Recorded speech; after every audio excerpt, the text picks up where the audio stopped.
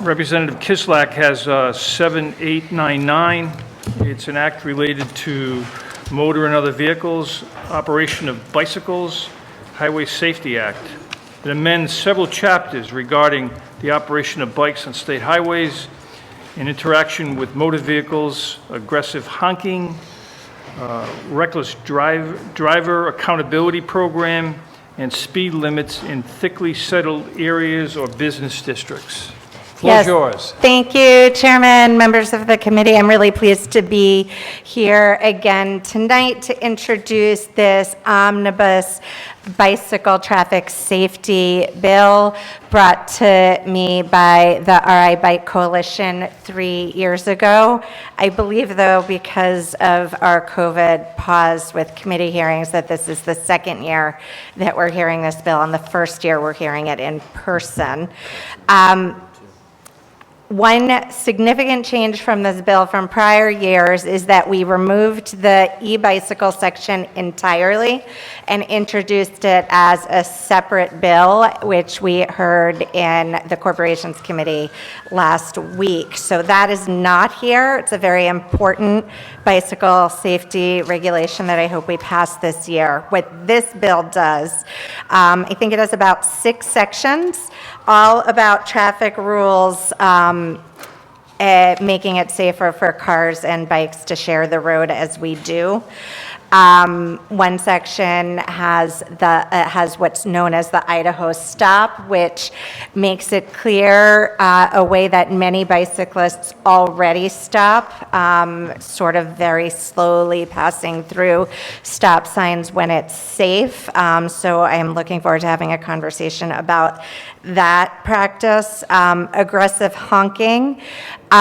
The ACLU has valid concerns about that section and First Amendment rights to honk. I flagged this for the RI Bike Coalition when we introduced it, and I have been on the receiving end of dangerous honking while riding my bike actually in another state. And so I know that aggressive honking can cause incredibly hazardous conditions for bicycles. So I was happy to keep that in so that we have a conversation, but I do want to flag that there are also First Amendment concerns. So an important conversation to be had there. It would allow cities and towns to choose lower speed limits on state roads where the state road runs through a section of town defined as thickly settled. It has a reckless driver safety program, which I'm not sure if we have in Rhode Island, but I do remember that when I was in college, I got a ticket in my home state of Florida and couldn't find a driver safety program here in Rhode Island, and so ended up paying the ticket in Florida. But I want to elevate that this is the kind of driver safety program that is common in other states to provide some training for drivers who need it. And bicycle education for kids is the last section of this bill. So thank you very much. I'm available for any questions. Any questions for the sponsor? Seeing none, thanks. Thank you. I know there are 2 members of the Bicycle Coalition who are looking forward to testifying later. Okay. You heard from Representative Kislak about 7899. Which is the bicycle bill. She mentioned that we did have concerns about one particular section dealing with the use of car horns. We do believe that there are First Amendment issues with that section. There's some court cases dealing with it.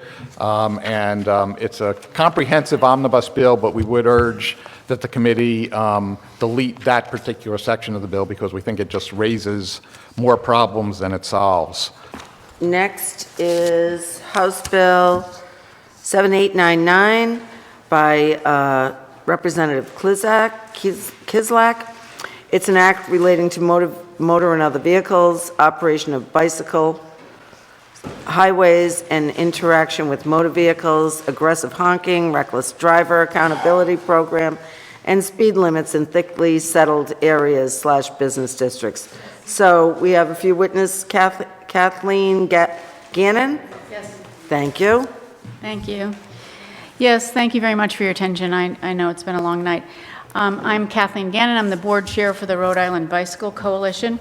Our mission is to help more people choose cycling more of the time in Rhode Island. And one of our primary concerns, and I'm sure it's one of your primary concerns, of course, is safety for all road users. So with that in mind, I stand in strong support of this bill. As you may know, bicycle sales are booming as more and more Rhode Islanders choose to replace car trips with alternate means of transportation. This makes for an increasingly complicated transportation landscape. There are many modes of transportation sharing the roadway at the same time. Given that, we believe policy must catch up to these realities with clarity and specificity in our statutes. House Bill 7899 begins the process of clarifying the legal and policy picture by providing clear policies and proven safety measures that will help ensure Rhode Island residents can choose any mode of travel and at the very same time travel safely. Enacting this legislation will help move us toward everyone's goal of zero traffic injuries and deaths. I want you to know that these provisions in this bill are based on laws enacted in other places and have been shown to improve safety.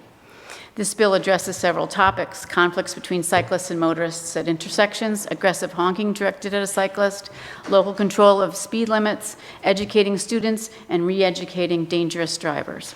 While this is just a start, we strongly believe that enacting this legislation will make driving and cycling safer across the state of Rhode Island. I urge you to recommend passage of this important bill. Thank you. Thank you, Kathleen. Any questions of this witness? Seeing none, thank you for your testimony. Elizabeth Bonnet? Beret, sorry. Beret. Hi, I'm Betty Beret. I'm from Smithfield, Rhode Island. And I, for most of my life, have chosen cycling as my mode of transportation. I do own a car, and I do drive my car.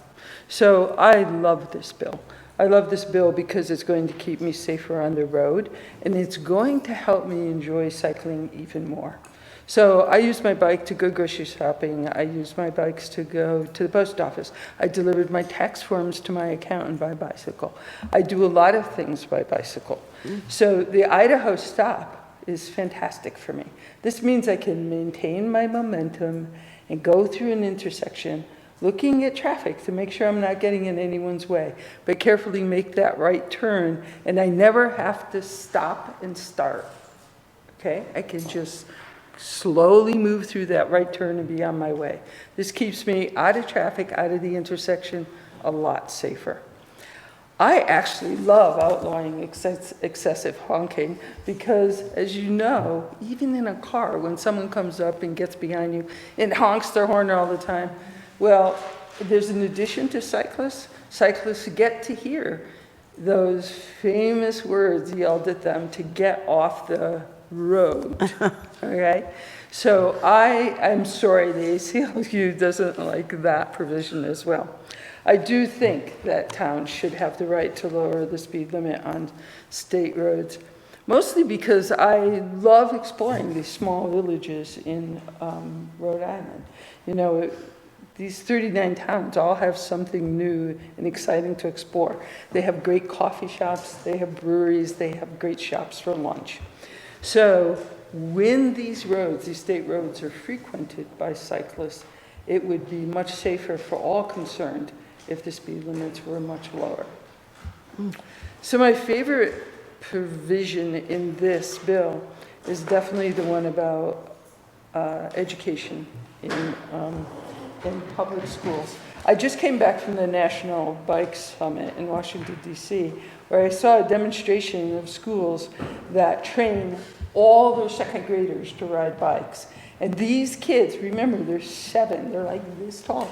They hop on their bikes and off they go to lunch in the park, okay? They ride along the road, they ride onto a bike path, and they ride along the road into this park where they're served lunch and they're happy playing in the playground. And then they bike back. So what are we growing? We're growing a crop of kids who know how to behave on the road. They're going to be nice cyclists. They're going to be polite motorists, I hope. They have respect for where they're cycling, for the road, for the bike path, but they also have respect for for the cars that are often adjacent to them. So my experience just makes me just scream out to you, please support this bill. This is a terrific bill that will make us all much safer as we ride our bikes through this beautiful state. Thank you. Thank you very much, Elizabeth. Any questions? Seeing none, the next witness is Steve Brown. He's recommending an amendment, but it doesn't look like he's here. So that concludes testimony on House Bill 7899.